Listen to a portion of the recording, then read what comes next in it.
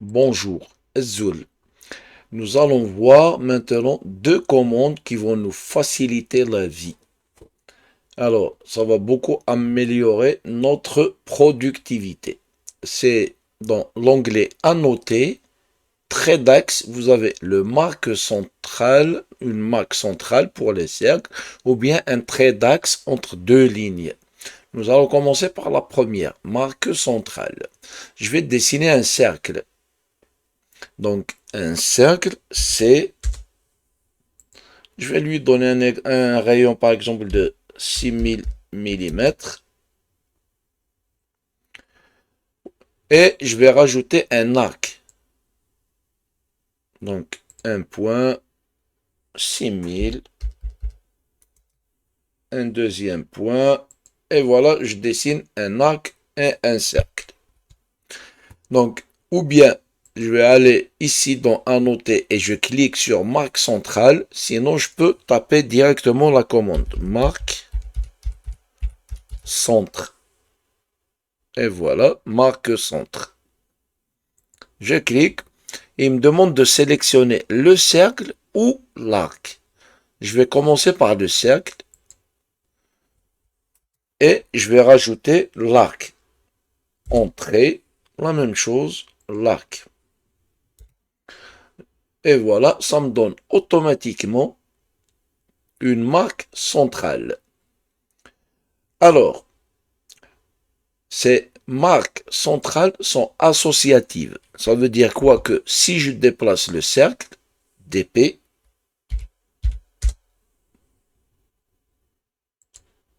alors DP,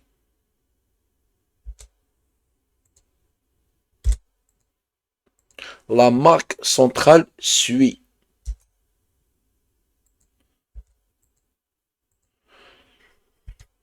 Alors, si je sélectionne la marque centrale, je viens ici, afficher dans la palette de propriétés, dans le dernier, afficher, je peux mettre non, je ne vais avoir que au centre, sans les axes. La même chose ici. Je vais avoir une petite croix. Tout simplement. Donc, je les sélectionne et je remets les axes tels que c'était. Je vais dire oui. Et ici, j'ai les différents paramètres. La taille de la croix, je peux l'augmenter. Le jeu de croix, c'est le vide. Et les extensions, de combien ça va dépasser de chaque côté. Ici, c'est 3,5 mm. Je peux la mettre à 10 mm par exemple à gauche.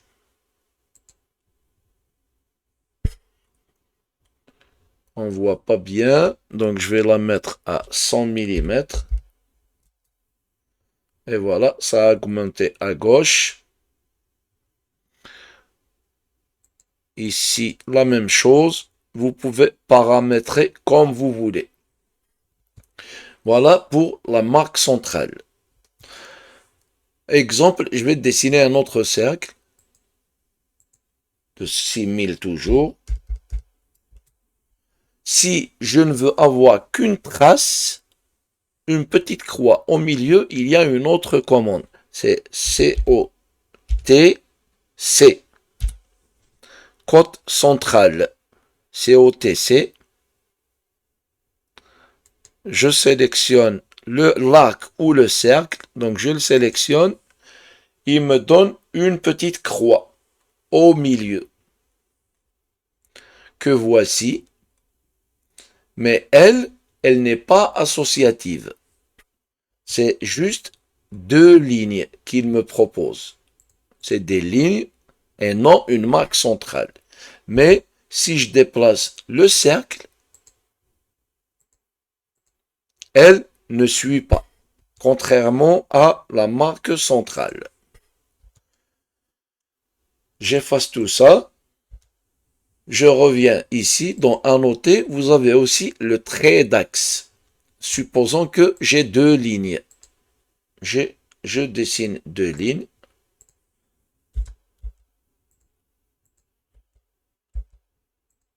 Un autre modèle.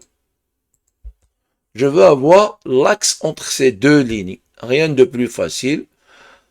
Soit je tape la commande trait d'axe, trait axe, ici. Sinon, je vais aller dans annoter, trait axe. Ici, je clique dessus. Donc, entrée. Il me demande de choisir la première ligne et la deuxième ligne. Automatiquement, il dessine un trait d'axe. Et comme vous pouvez le remarquer aussi pour la marque centrale, il le met automatiquement sur le bon calque. Il le crée directement sur axe 2. Donc, je retourne à ici. Et les deux, ils sont associatifs. Ça veut dire quoi? Tout comme tout comme la marque centrale, elle suit le cercle, lui, la même chose, il dépend des lignes. Si je modifie l'angle des lignes, automatiquement, il s'adapte. Je refais la même chose ici. Et il le dessine automatiquement. Et la même chose, il est associatif. C'est-à-dire qu'il suit la forme originale qu'il a créée. Où est-ce que vous allez utiliser? Supposons que vous avez dessiné un plan, vous avez des poteaux, je ne sais pas, de 30 par 30, exemple 300 mm par 450 mm, et vous n'avez pas, vous avez reçu un plan avec des poteaux pareils, vous n'avez pas les axes. Donc, au lieu de les dessiner au milieu, etc., rien de plus facile. Annoter, trait d'axe, je sélectionne mes deux lignes. Donc, j'ai un premier trait d'axe ici. Je refais ma première ligne, ma deuxième ligne. Par la suite, il suffit juste de prolonger. C'est tout. Je prolonge et j'ai mon trait d'axe.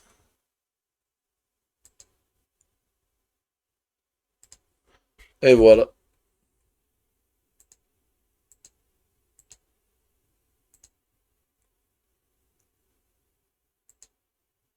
Et là, je peux placer les bulles, etc. C'est juste un petit exemple. Mais bon, c'est bon à savoir. Ça va peut-être vous sauver beaucoup de temps. Merci.